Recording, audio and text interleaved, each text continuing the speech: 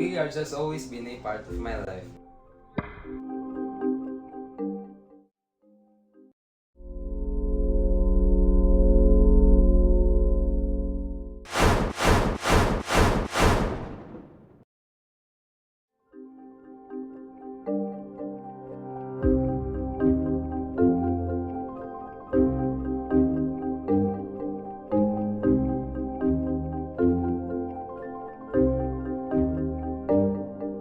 Ever since I was a kid, I would spend hours around the table holding a cue that was almost too big for me.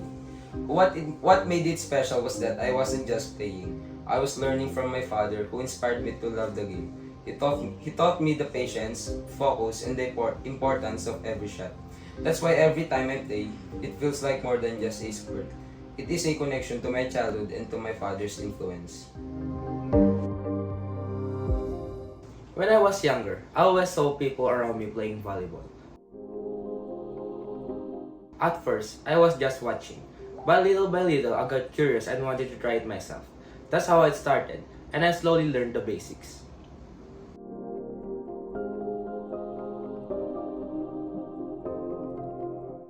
What inspired me the most was seeing how happy and active people were whenever they play volleyball. I wanted to feel the same energy and teamwork, and it pushed me to keep playing.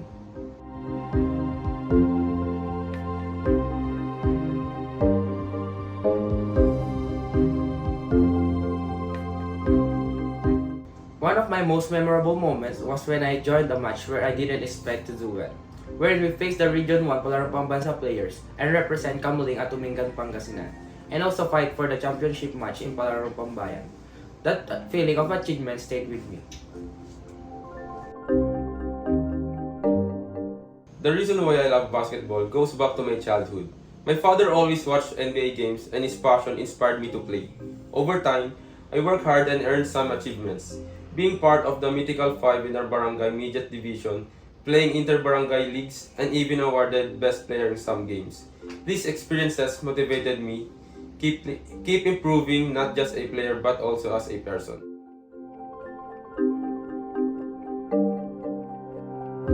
Basketball is more than just scoring points. It's about learning the fundamentals, respecting the rules, and playing as a team. For me, it is also about inspiration, hard work, and unforgettable experiences. Basketball is a game I truly love, not only because of its excitement, but because it has been part of my journey since childhood.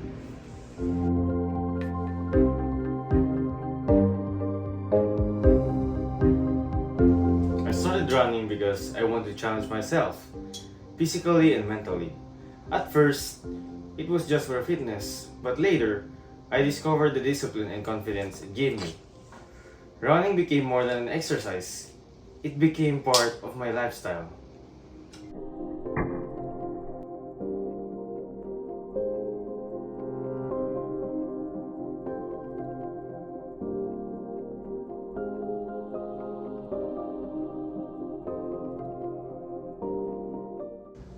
My greatest achievement so far was when I placed third in a 4x4 relay during the 10th grade. I was the fastest in our team, and it felt amazing to contribute to our victory.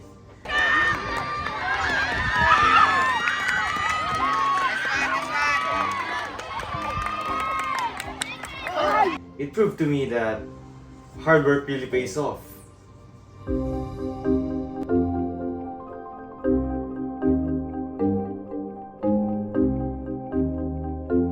Ever since I was a kid, chess has been a significant part of my life. It all started by the influence of my two older cousins. Watching them play, I was intrigued by the pieces and how they strategically move to win the game. Their passion and skill inspired me to pick up chess myself, leading me on a journey that has shaped my understanding of strategy, patience, and foresight. I was also active in competing chess tournaments back then. One of my greatest achievements is when I won my first trophy in the tournament held at our municipal. I was also a consistent varsity player in our school where I managed to achieve back-to-back gold medals at the Abstract meet.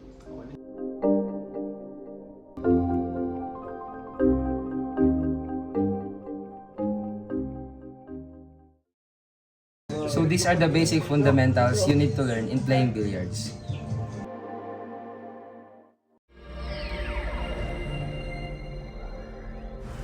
First, let's talk about the table.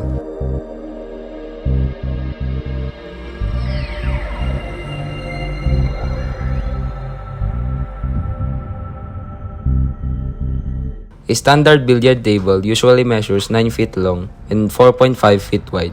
It has 6 holes or pockets, 4 at the corners and 2 at the sides. In billiards, we use a set of balls. For 10 ball, you need balls numbered 1 to 10, plus the white ball we call the cue ball or sometimes mother ball. This is the ball we always strike with the cue stick.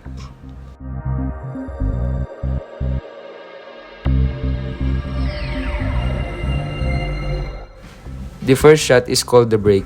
You strike the cue ball hard enough to spread the balls around. In 10 ball, the 1 ball should be at the front of the rack.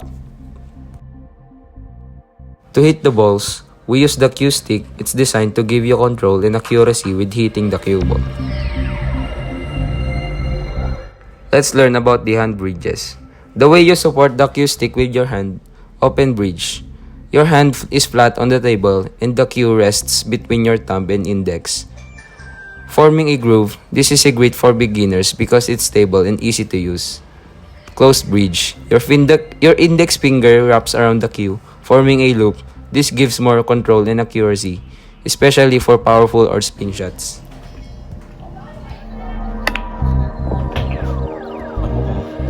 Now, how do you play 10 ball? The balls are racked in a triangle, with the 10 ball in the center. The goal is to pocket the balls in order. Starting from the 1 ball up to 10, you must always hit the lower number ball first. These are the basic skills needed to play volleyball. The toss, or more properly called the set. Form a triangle with your thumb and index fingers. Bend your knees slightly for balance. Push the ball upward using your legs and arms together. Next is the receive. Put your hands together and lock your thumbs side by side. Keep your arms straight and firm. Bend your knees and let the ball hit your forearms, not your wrists. Guide the ball upward toward the setter. Now, let's level it up with some fancy receives. Pancake. Slide your hand flat on the floor with your palm facing down. Dolphin dive.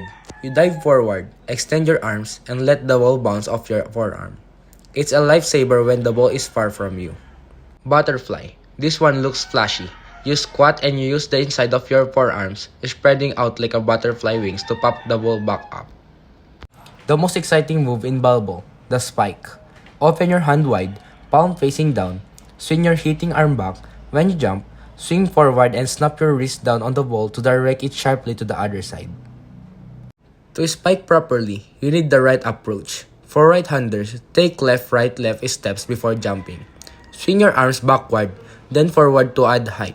Jump, then spike at your highest point. Last but not the least, the jump serve. Toss the ball high and slightly forward. Take a few running steps. Jump as you swing your hitting arm. Strike the ball at its highest point with a snapping motion. And that's it for today's volleyball tutorial. We covered tossing, receiving, some fancy saves, proper spiking, approach, and the jump serve. Remember, volleyball is all about teamwork, timing, and practice.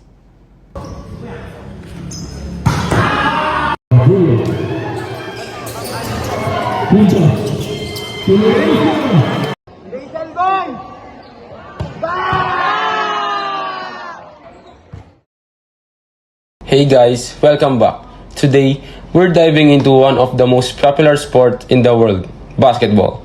To enjoy and play it effectively, we need to understand the fundamentals.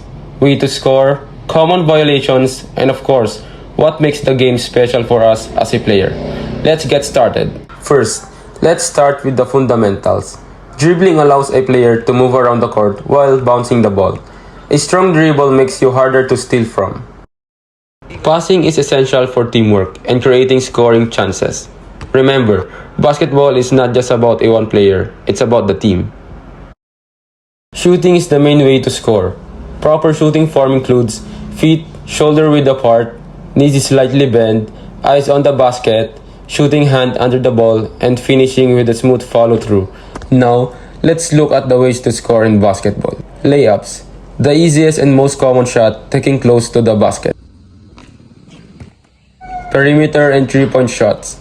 These are longer range shots, with a 3-pointer rewarding more points if made beyond the arc. Free throws, unguarded shots given after fouls. Of course, basketball has rules to keep the game fair. Here are some common violations and fouls. Traveling, when a player takes too many steps without dribbling. Carrying, when your hand goes under the ball during a dribble. Offensive foul, when the ball handler charges into a defender. Pushing foul, when a player forcefully shoves an opponent. Defensive or regular foul, when a defender makes illegal contact like hitting the arm. And the exciting end one foul, when a player scores despite being fouled, then gets an extra free throw. And that covers the basics of basketball. Fundamentals, ways to score, and the rules you should always remember. Basketball isn't just about scoring points. It's about discipline, teamwork, and enjoying the game. Hi, I'm John Laruño, and I'm here to tell you on how to run the 400 meter.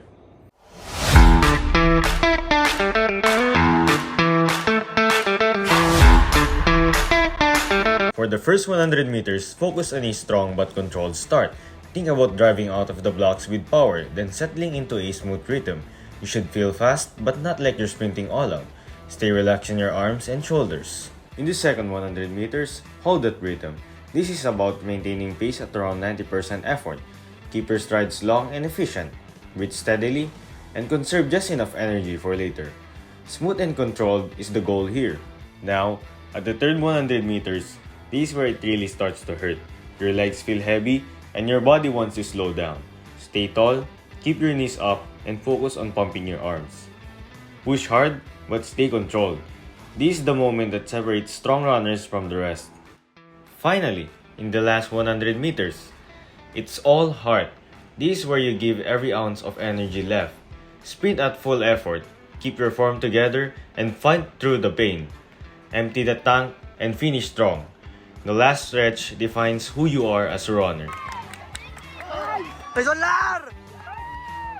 But let us not forget that you cannot win the 400 meter dash with strategy alone. You need proper training, enough recovery, and healthy nutrition. And always remember that not every race will be a win. Sometimes you'll fall short, but those losses are just as important as the victories. They teach resilience, they push you to improve, and they make every success even more meaningful. So never give up. Each step, win or lose, makes you a stronger runner.